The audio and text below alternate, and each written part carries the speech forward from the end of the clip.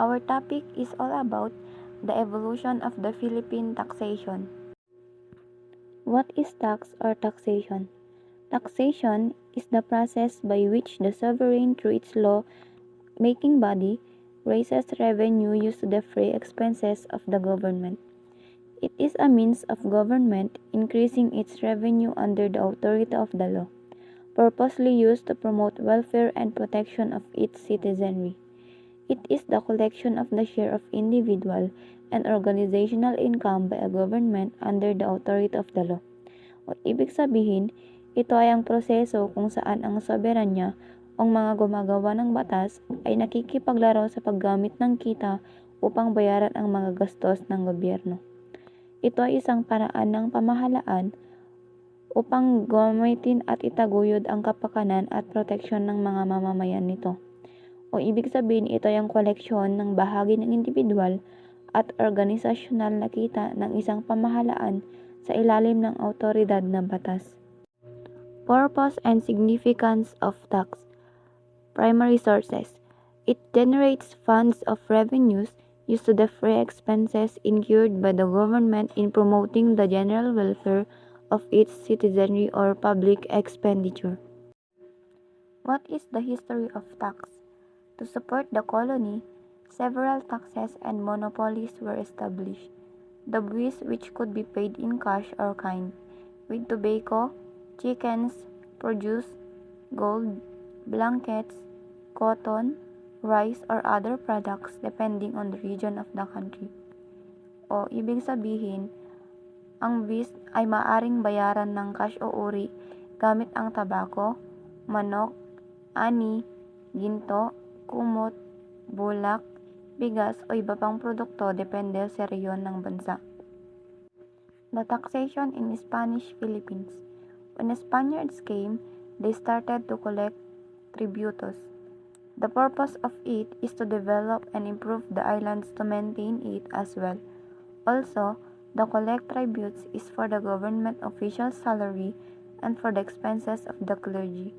The Filipinos have gotten satisfied with the production of agriculture. Later on, half of the tribute was paid in cash and the rest with produce. During the galleon trade, forced labor was a character of Spanish colonial taxation and was required from the Filipinos. Male Filipino were obligated to serve, which resulted to deaths in 17th century. Males are required to provide 40 days per annum. 1884, the payment of tribute was put to stop because of the cedula.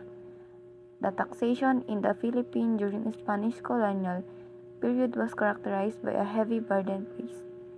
Layunin nito na paunlarin at pagandahin ang mga isla upang manatili din ito. Gayon din, ang mga nakolektang tribute ay para sa sweldo ng opisyal ng gobyerno at para sa mga gastusin ng mga pari.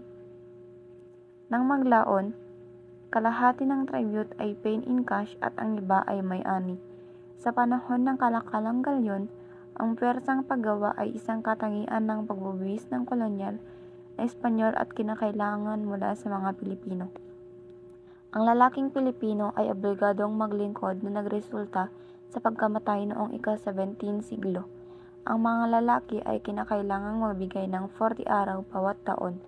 Noong 1884, natigil ang pagbabayad ng tribute dahil sa sedula. Ang pagbubuwis sa Pilipinas sa panahon ng kolonyal ng Espanyol ay nailalarawan sa pamamagitan ng isang mabigat na lugar. The taxation under the Americans.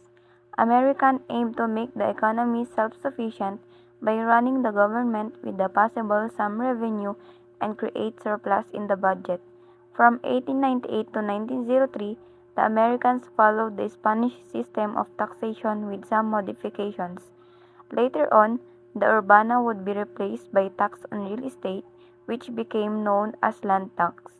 Nilalayon ng Amerikano na gawing self-sufficient ang ekonomiya sa pamamagitan ng pagpapatakbo ng pamahalaan sa posibleng kabuuan ng kita at lumikha ng surplus na budget. Mula 1898 to 1903, sinunod ng mga Amerikano ang sistema ng pagbubuwis ng mga Espanyol na may ilang mga pagbabago.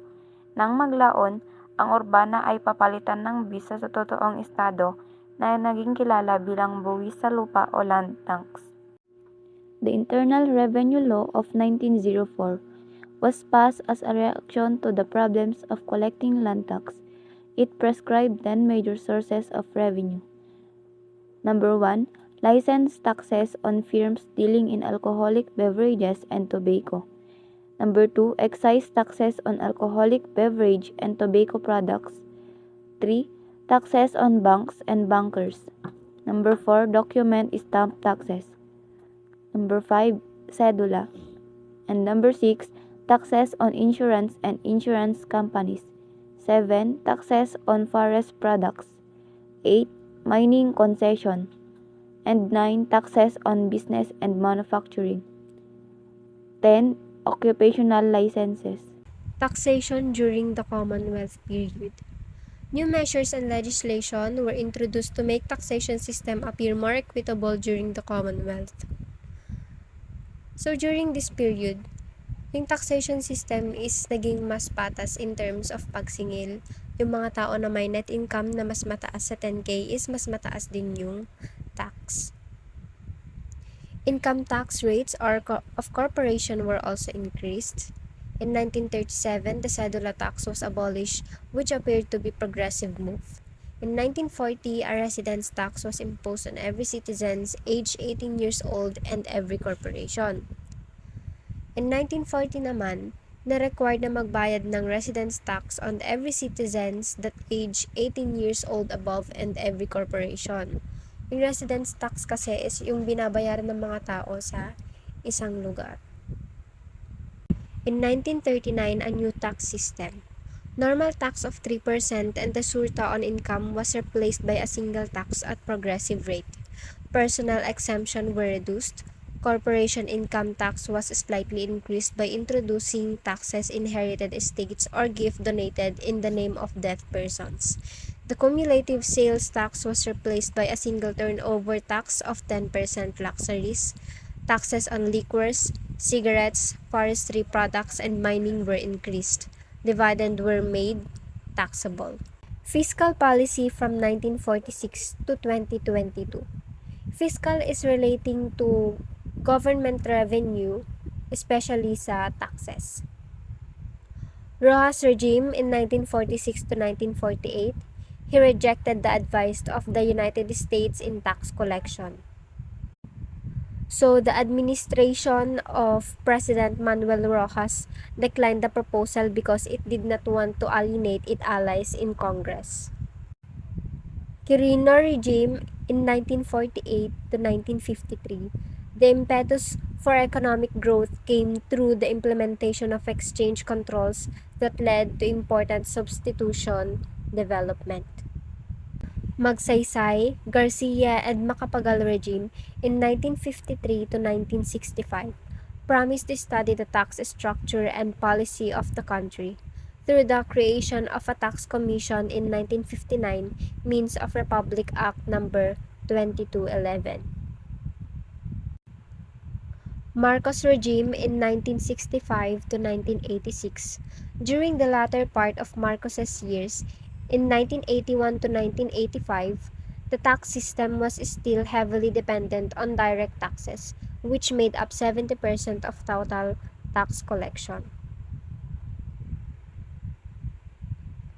So, during the Marcos regime, 70% of taxation noon ay dependent pa rin sa indirect taxes. Aquino regime in 1986 to 1992. A major reform in the tax system introduced under the term Aquino was the introduction of the value-added tax or the VAT. So value-added tax or VAT is a tax on consumption levied on the sale, barter, exchange or release goods or properties and services in the Philippines and on importation of goods into the Philippines. Ito yung mga patong sa mga presyo ng items na binibili natin. Ramos regime in 1992 to 1998. The Ramos administration ventured into its own tax reform program in 1997 through the Comprehensive Tax Reform Program, which was implemented to make the tax system broad-based, simple, and the reasonable tax rates, minimize tax avoidance allowed by existing flaws and loopholes in the system, encourage payments by increasing tax exemptions levels, lowering the highest tax rates, simplifying procedure, and rationalize their grant of tax incentives, which was estimated to be worth 531.7 billion pesos in 1994. Estrada regime in 1998 to 2000. The succeeding term of President Joseph Estrada in 1998 was too short to constitute in any change in the tax system, so walang nangyari. Arroyo regime in 2000 to 2010, she undertook increased government spending without adjusting tax collections. Aquino regime in 2010 to 2016, the administration ventured into the adjustment of excise tax on liquor and cigarettes, or the sin tax reform made by Law Republic Act 1035. Duterte regime in 2016 to 2022 supported the implementation of the tax reform for acceleration and inclusion, or the TRAIN law. So, the train law is the personal income taxes that workers in the lower income segments pay, while shifting the burden toward the rich. So, dito, nababawasan yung tax na nababayaran ng mga low income earners, pero yung burden napunta sa mayayaman. Conclusion: the primary purpose of taxation on the part of the government is to provide funds or property with which to promote the general welfare and the protection of its citizens, and to enable it to finance its diverse activities. It is good in the sense that having more funds means enables the government to engage for the development. However, the Philippines faced a lot of struggles and suffer from the history of their different colonial governances. But throughout the time, Philippines slowly succeeds, which will be more clarified towards the next topic.